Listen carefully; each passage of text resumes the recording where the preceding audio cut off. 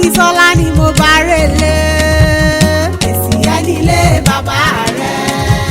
Damilare mo bá relé o. Ọmọ adìyílẹ̀ kókun tó dé.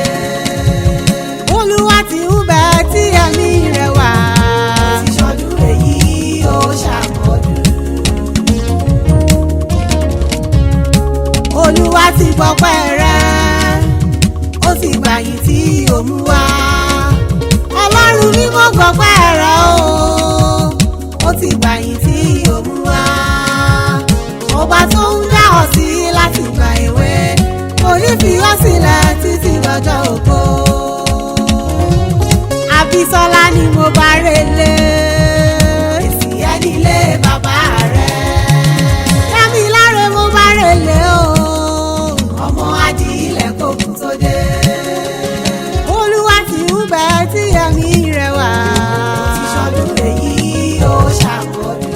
Ó ti ṣọdún èyí ó ṣàmọ́dún.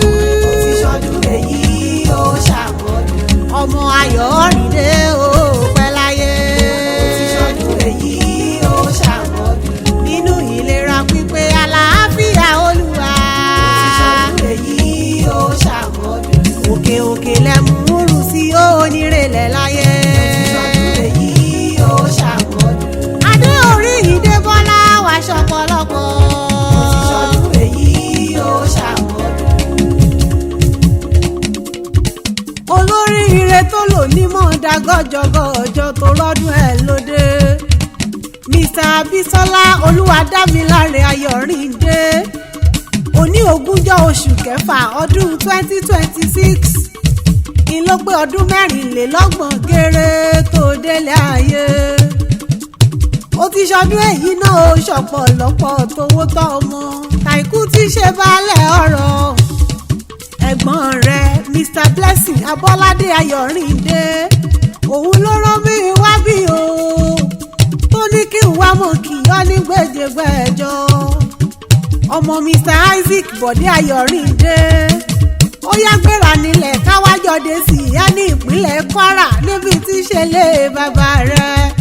Ọmọ eléṣì ẹ̀ àròdẹ̀dẹ̀ wọ́mí. Ọmọ eléré gidigba lọ́nà jù. Ọmọ eléṣì ẹ̀ àjọbọ. Ìtì àjàdé ọmọ àpàṣà. Ọmọ eléré àjọbọ. Ọmọ àgbọnmìrègún. Alátàrí bàbá nípọn mi lódò Esie. Olórí pẹlẹbẹ nímú mi nílé àwọn bàbá ẹ̀yìn. Ìsàlẹ̀ Esie ẹlẹ́dẹ̀ gbé ìṣẹ̀ṣọ́. Níbi ìpẹ́pẹ́yẹ gbélu àgógódé. Ọ̀rọ̀ gbẹ́nà ọmọ ojóra bíi ti ọ̀gẹ̀dẹ̀. Ọmọ afèrè ṣọdún. Ọmọ ọlá. Ọmọ oyè. Òjò ṣàràṣàrà tí jí sàré lójú. Ọmọ alọ́lá lọ́dẹ̀dẹ̀. Ọmọ aṣòro òdì tẹ̀mọ́. Ọmọ arálejò ògbé wọlé náà. Ìwọ́jì náà àlejò dìde. Ọmọ AYORINDE mo wà nílé àwọn bàbá rẹ̀ lọ́wọ́lọ́wọ́. Ọmọ agbẹ́gilére. Ẹrú tó mọ̀wọ́ wẹ̀ ọkọ ni wọ́n bá jẹun lẹ́sì ẹ́. Bàbá yín kúrò lóde Ọ̀yọ́ lọ́jọ́ ọjọ́sí. Ó dénú gbó tẹ̀bẹ̀dó. Bàbá yín ò rómi. Omi tí bàbá yín pàdé lọ́jọ́ ọjọ́sí.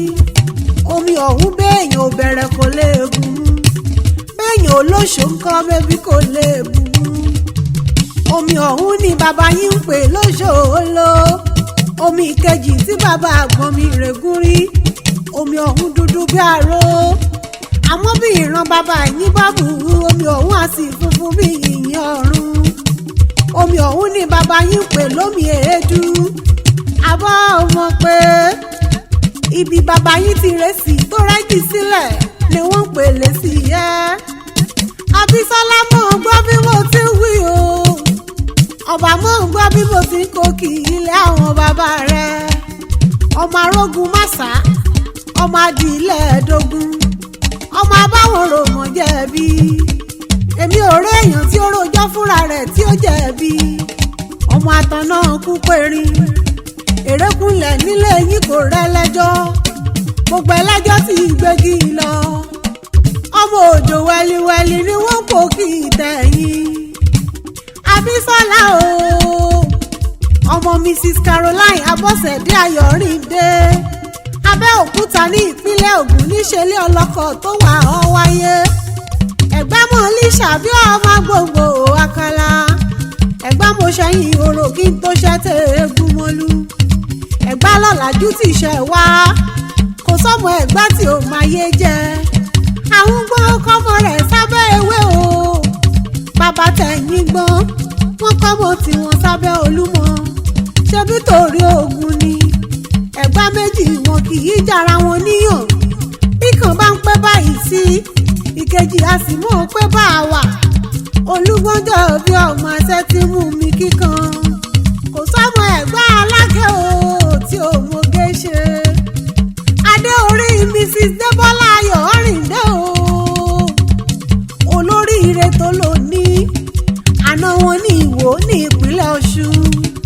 Ìwó olódò ọba ọmọ Tẹ́nígbọ́lá ọmọ Tẹ́níkì ń tó mèrè Ìwó tí ò ní lẹ́kùn tí ò ní kọ́kọ́rọ́ ẹrú wẹ́wẹ́ ni wọ́n fi ń délé nílé wọn Abísọ́lá mọ̀ fi gègé lọ́rọ̀ ẹnu mi àwọn ẹ̀gbọ́n rẹ̀ Mrs Abímbọ́lá Olúwaṣeun Àjọṣẹ̀ Mr Blessing Abọ́ládé Ayọ̀rìndé Mr Abọ́lájí Ayọ̀rìndé àtàwọn ọmọ wọn Isaiah Ayọ̀rìndé Esther Ayọ̀rìndé Deborah Àjọṣẹ̀ àti Daniel Ayọ̀rìndé wọ́n ló kú ọdún ó ṣọ̀pọ̀lọpọ̀ nínú ohun rere gbogbo tó yẹ ọ́ kò ní fò ọ̀dà lórúkọ lọ́rùn ọba Abísọ́lá Olúwadámiláre ọmọ Ayọ̀rìndé aláfíà Ọlọ́run ọba kò ní dágbére fún ọ nígbà kan.